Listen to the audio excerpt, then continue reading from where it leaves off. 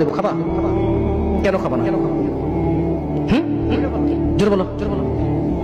আপনি শুকরের মাংস খাবেন? আপনি কুকুরের মাংস খাবেন? কেন খাবেন না? কেন? কেমন হারাম?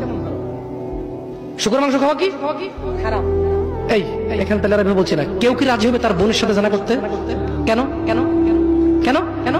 তো নামাজ না পড়া কি? শুকরের মাংস খাচ্ছ না হারাম দেখে নামাজ ছেড়ে দিচ্ছ, তো সেটা তো হারাম। তার মানে তোমার যদি স্বাদ লাগতো, তোমার বাপ মা যদি শুকরের মাংস খেতে, তুমিও খাইতা, হারাম আর বাস্তা। তোমার বাপ নামাজ পড়ে না যুবক, তাই তুমি নামাজ পড়ো না।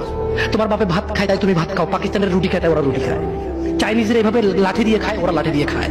শোনো, তুমি বলতে চাচ্ছ তুমি শুকর খাও না কারণ এটা হারাম, তুমি মিথ্যু, তুমি একটা চরম মিথ্যাবাদী ধোঁকাবাজ। তুমি বলছো তুমি শুকর খাও না, এটা হারাম না? তাহলে তুমি নামাজ না পড়ো তো হারাম, তুমি কেমনে ছেড়ে দিচ্ছ? এই যুবক, তোমাকে যদি বলে ন্যাংটা হয়ে হাঁটো, হাঁটবা? কেন? কেন? কেন? ন্যাংটা হয়ে কেন হাঁটবা না? কি নোংরা কাজ? নামাজ পড়ো না, তোমার শরম লাগে না? শুকরের মদ কি রাস্তায় হেঁটে মদ খেতে পারবে? কার সাহস আছে? এখানে সাহসের অভাব নেই, বাপরে বাপ, এই কথা বলে আবার কারো সাহস জায়গায় দিতে চাই না। তবে অনেকেই চাইবে না, অনেকেই। কেন শরম? কেন? কারণ কেউ যদি রাস্তা দিয়ে হেঁটে হেঁটে মদ খায়, ওর সাথে কেউ মেয়ে বিয়ে দিবে? কেউ? আপনি রাজি হবেন? রাস্তায় ভাবে মদের বটল নিয়ে হাতে হাতে মদ খায়, এর কাছে মেয়ে বিয়ে দিবেন? কেন? কেন? এটা নির্লজ্জ লোক, মদ হেঁটে হেঁটে খায় ওপেনে। এই ছেলেটাই কিন্তু ওপেনে নামাজ পড়ে না, আপনি মেয়ে বিয়ে দিচ্ছেন। আপনি নাকি ধার্মিক? হ্যাঁ, চিটিং। আমি আপনাকে বদনাম করতে আসিনি, কিন্তু আপনি মিথ্যুক, এটা বুঝে নেন তো। আচ্ছা, আপনাকে মিথ্যুক বলার পর আমার কতটুকু লাভ হলো? 2-4 লাখ টাকা যাবে ঢুকেছে, ঠিক না? আমেরিকা থেকে আসতেছে না। আমি আপনাকে মিথ্যুক বলে লাভ না, আমি আপনাকে মিথ্যুক বলতে আসিনি। তবে আমি আপনাকে বলি, আল্লাহ ক্ষমাকারী, ঠিক আছে? আপনি সত্য দাবিদার হবেন। একটা ছেলে প্রকাশ্যে মদ খেলে আপনি তার সাথে মেয়ে বিয়ে দেন না। একটা ছেলে প্রকাশ্যে নামাজ আদায় করে না। আল্লাহর কসম, এই পৃথিবীতে যত মদ আছে সবাই যদি একজনে খেয়ে ফেলে, সে কাফের হবে না।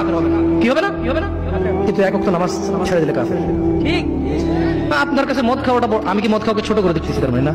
এখন কিছু লোক বলে, জামশেদ ভাই বলছেন নামাজ না পড়া অনেক বড় অপরাধ, আর মদ খাবি পুরো পৃথিবীর সব খেয়াল কিছু না। আমি মনে হয় এটা বলছি, ঠিক না? না, এরকম বুঝে ভাই, বুঝে এরকম অনেকে আছে বুঝে, এটা বুঝিয়ে না। আমি উদাহরণ দিয়েছি। শরম করুন। আপনি বাপের সামনে সিগারেট খেতে লজ্জা করে, বাপের সামনে বেনামাজি থাকতে লজ্জা করে না।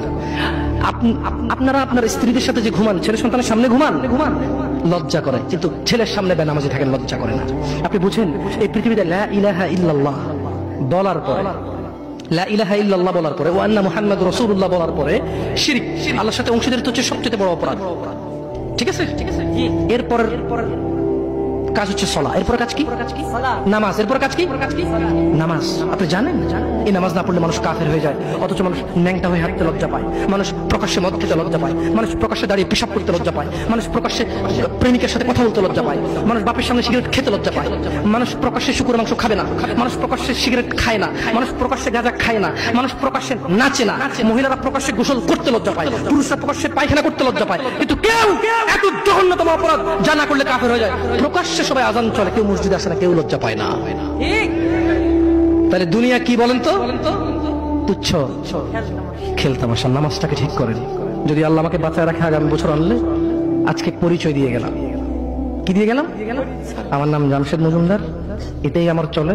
কোন আলেম মোল্লা মুন্সি তেমন কিছু না, কোন রকমের যা পারি তা বলি।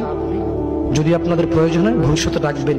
আজকে আল্লাহ ভীতি নিয়ে কথা বলে গেছি, পরবর্তী সময় আসলে ইনশাআল্লাহ কোন আমাল করলে মানুষ জান্নাতে যাবেই যাবে, এটা নিয়ে কথা বলবো ইনশাআল্লাহ। আসসালামু আলাইকুম ওয়া রাহমাতুল্লাহি ওয়া বারাকাতুহু। আমি তো হারাম রিলেশনশিপ, লা এগুলো বলা আছে অনেক। হারাম রিলেশন না, যারা প্রেম প্রীতি করে, এগুলো নিয়ে না। তাহলে একটা মানে পরকিয়া। আমাকে দেখেছি কই প্রশ্ন কোথায়? না, প্রশ্নটা দেখতে বলেছিলাম, তো দেখা হয়নি। পরকিয়া। আচ্ছা, একটা প্রশ্ন করি আপনাদেরকে। প্রশ্নটা হচ্ছে, ঘুকে বিসমিল্লাহ বলে খেলে হারাম হালাল হবে? কে হাসতেছেন? ঘু বিসমিল্লাহ বলে খেলে হারাম হবে না হালাল হবে? হারাম হবে। কেউ যদি জিনা করতে যায়, যদি বলে যে বিসমিল্লাহ আল্লাহুম্মা জান্নিবনা শাইতানা ওয়া জান্নিবিশ শাইতানা মা রাযাকতানা, জিনাটা হালাল হয়ে যাবে? হ্যাঁ। কেউ মক্কা শরীফে গিয়ে কাবার পাশে বসে যদি মদ খায়, হালাল হয়ে যাবে? তো আপনার সাথে পুরুষের কথা বলা গুনাহ, পুরুষ মহিলার সাথে কথা বলা গুনাহ। তো এটা কিভাবে হালাল করবেন? একটা ছেলে বলতেছে যে হুজুর আমরা প্রেম করি, বিয়ে করলে হালাল হয়ে যাবে না?